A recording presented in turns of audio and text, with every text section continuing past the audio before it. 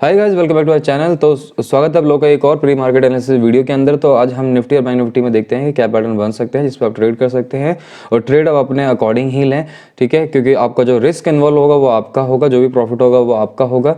तो आप रिस्क के अकॉर्डिंग ही ट्रेड लें और ब्लाइंडली ट्रेड ना करें, जो मैं एनालिसिस कर रहा हूँ। आप अपना देखें, स्टॉप लॉस के बिना आप कभी भी कोई भी ट्रेड ना लें, ठीक है। तो स्टार्ट करते हैं निफ्टी से, क्योंकि मार्केट में कभी भी कोई भी गलत हो सकता है। तो आप अगर देखोगे तो आज का सीपीआर जो है मार्केट में, अगर देखोगे निफ्टी का, तो बहुत ही वाइड सीपीआर है। करीबन आप देख सकते हो 60 पॉइंट के अराउंड है, तो काफ़ी वाइड सीपीआर है। और प्रीवियस ट्रेंड कैसा है?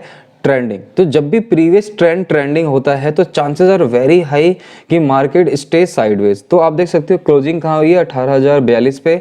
और अभी मैं जिस निफ्टी देख रहा था तो 52 पॉइंट के आसपास वो पॉजिटिव दिखा रहा है। तो करीबन आप 50 ऐड कर दो तो यहाँ पे 102 के आसपास मार्केट, मतलब इसके आसपास अंदर सीपीआर के अंदर मार्केट खुल सकती है।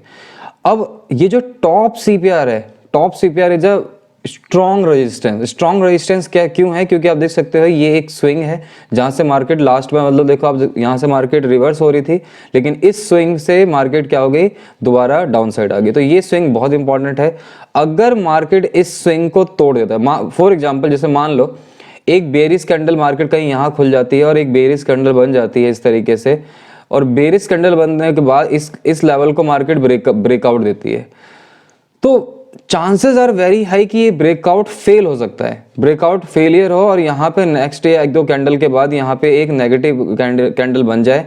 उसके बाद आपको यहाँ ट्रेड लेना है, क्योंकि इस तरीके के जो भी ब्रेकआउट होते हैं वो फेल हो जाते हैं। मैंने जनरली देखा है कई बार कि मतलब कि इस तरीके जो ब्रेकआउट हो जाते हैं, फेल हो जाते हैं। तो मैं वेट करेंगे यहाँ पे एक नेगेटिव कैंडल बनने का। जैसे नेगेटिव कैंडल बनती है आपको क्या करना है, इमीडिएटली शॉर्ट साइड लेना है और आपका टारगेट जो होना चाहिए प्रीवियस डे लो तक हो जाना चाहिए, ठीक है। अगर ऐसा होता है तो ये करना है आपको। अगर फॉर एग्जाम्पल कैंडल जो है यहाँ पे खुलती है और यहाँ पे मतलब मार्केट खुलती है और यहाँ पे भी बेरिश बना देती है, ये सीपीआर को ब्रेकआउट, तो आपको इमीडिएटली शॉर्ट नहीं करना है। आपको वेट करना है कि मार्केट कहीं यहाँ आसपास आ जाए।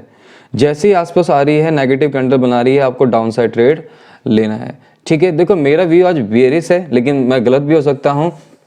डाउन साइड मतलब डाउन साइड जा सकती है मार्केट, लेकिन ऐसा नहीं, ऐसा जरूरी नहीं है कि बेरिश ठीक भी हो। तो आप उस समय जब मार्केट खुलती है तो उस समय कुछ पैटर्न ऐसे दिख जाते हैं जिसमें आपको लॉन्ग भी लेना होता है, ठीक है। तो लॉन्ग का केस क्या हो सकता है कि मार्केट, मान लो मार्केट जैसे कि जब खुलती है मार्केट तो यहाँ पे कहीं ऐसा हो जाए कि मार्केट खुली और यहाँ कहीं खुली और उसने एक बुलिश कैंडल बना दिया, बहुत बड़ी, यहाँ तक बना दिया इसने। इसके बाद बुलिश कैंडल बन गई। इसका अगर ये डे के, मतलब इस कैंडल के लो के आसपास आके एक बुलिश कैंडल बना रहा है यहाँ पे, तो आपको इमीडिएटली लॉन्ग लेना है। लॉन्ग लेना है, आपका टारगेट जो हो जाना चाहिए वो लगभग 4x हो जाना चाहिए। तो ये भी पॉसिबिलिटी है, ठीक है। तो आपको समझ आ गया होगा कि अगर यहाँ बेरिश कैंडल बनती है और इसका हाई ब्रेकआउट होता है तो इमीडिएटली आपको शॉर्ट, मतलब लॉन्ग नहीं लेना है, वेट करना है एक बेरिश कैंडल का। एक बेरिश कैंडल बनते ही आपको शॉर्ट कर देना है।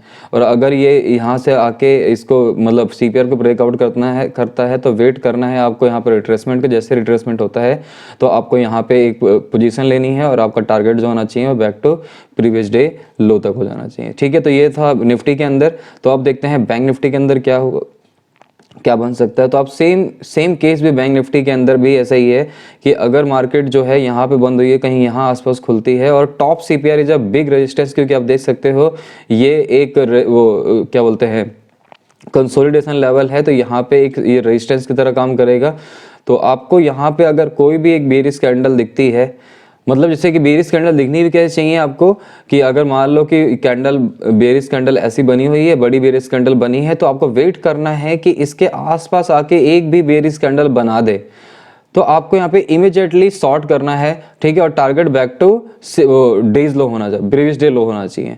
अगर वही सेम केस है कि अगर यहाँ मार्केट खुलती है और मार्केट कोई एक बुलिश कैंडल बना रही है, तो आपको वेट करना है इसके डे के लो के आसपास अगर कोई भी बुलिश कैंडल बनती है तो तब आपको इमीडिएटली लॉन्ग लेना है, ठीक है। बुलिश कैंडल बनने के बाद और विदाउट स्टॉप लॉस आप ट्रेड मत करना, क्योंकि आज एक्सपायरी है, कोई भी प्रीमियम जीरो हो जाता है, मतलब कोई भी स्ट्राइक प्राइस जीरो हो जाता है। तो अगर आप बायर हैं तो केयरफुली करें, विदाउट स्टॉप लॉस आप ट्रेड कभी करना ही नहीं है, चाहे कोई सा दिन भी हो। तो ये आप ट्रेड लें तो आपका टारगेट जो होना चाहिए वो 4x मतलब 30 रुपये का अगर स्टॉप लॉस लगा रहे हो तो आपको कम से कम 4x आपका टारगेट होना चाहिए। और एक्सपायरी है तो आज आसानी से आपको डे के हाई तक भी या यहाँ तक मिल जाएगा आपको, ठीक है फ्रेंड। और अगर बेरिश कैंडल बनाते हैं, जैसे मैं निफ्टी में बता रहा हूँ कि अगर कोई बेरिश कैंडल यहाँ कहीं बन जाती है, सीपीआर को ब्रेकआउट कर रही है, तो आपको यहाँ पे जैसे ही कोई बेरिश कैंडल दिखे तो आपको इमीडिएटली शॉर्ट करना है और टारगेट आपका back to previous day low हो जाना चाहिए, ठीक है। और अगर मान लो कि मतलब मार्केट फ्लैट खुल जाती है और यहाँ पे कोई बुलिश कैंडल बना देती है इस तरीके की, तो भी आपको वेट करना है, यहाँ वेट करना है बुलिश कैंडल का। अगर यहाँ पे लो के आसपास बुलिश कैंडल बनाए तब भी आप लॉन्ग ले सकते हो, कहाँ तक, इस टॉप सीपीआर तक, ठीक है। तो निफ्टी बैंक निफ्टी में इतना ही। तो आप जो भी मेरा एनालिसिस है आप अपना एनालिसिस भी ऐड करें, क्योंकि जब ट्रेडिंग टाइम में आप आपका एनालिसिस ही काम आएगा। तो मैं सिर्फ यहाँ से आपको हिंट मिल सकती है कि क्या बन रहा है क्या नहीं बन रहा है, आप लर्निंग पे वर्क ज़्यादा करें, ठीक है, कि मैं क्यों कह रहा हूँ कैसे कह रहा हूँ। तो अगर आपके पास लर्निंग होगी तो आपको क्योंकि मार्केट में ट्रेडिंग करना सही में बहुत ईजी है, लेकिन सिंपल नहीं है। सिंपल क्यों नहीं है?